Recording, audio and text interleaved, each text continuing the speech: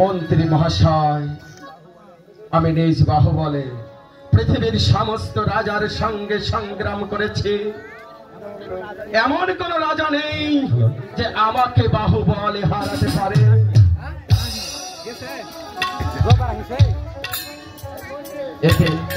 এতে তোমরা কি বলতে চাও মন্ত্রী মহাশয়? মহারাজ,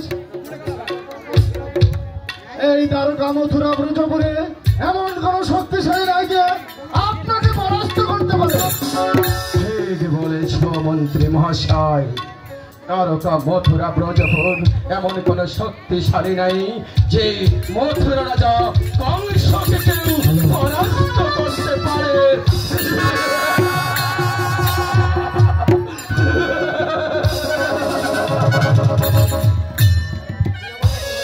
সেনাপতি মহাশয়,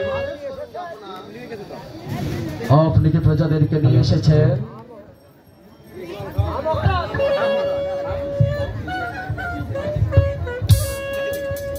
হ্যাঁ মহারাজ, এই যে আমি এদের দুজনকে নিয়ে এসেছি।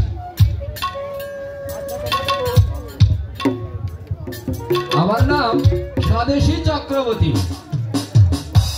আমার নাম যোগেন নারায়ণ। যোগেন নারায়ণ সদাশিব চক্রবর্তী।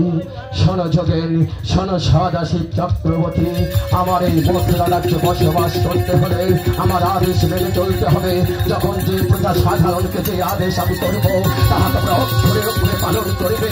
আর যদি রণাক্ষা করো তাহলে তোমাদের হবে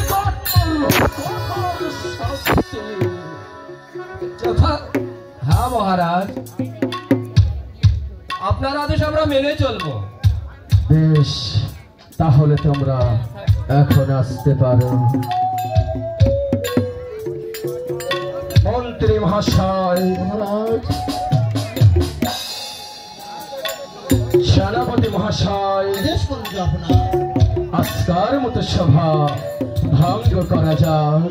হ্যাঁ মহারাজ, তবে তাই চলুন। হ্যাঁ, তবে তাই চলুন, তাই চলুন।